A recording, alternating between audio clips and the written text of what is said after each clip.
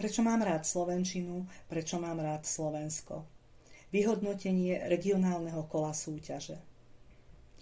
Každý rok o takomto čase my, porodcovia vašich slohov a iných prác, sadáme k ním zas a zas.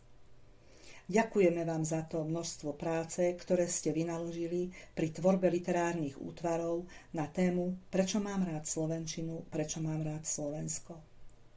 Poďakovanie patrí tak pedagógom, ako aj rodičom, ktorí vám, milé deti, pri písaní slohových prác asistovali. Tento rok je všetko inak, veď to viete. Ale o ocenenia ani tento rok neprídete, milé deti, lebo vám ceny pošleme do škôl poštou.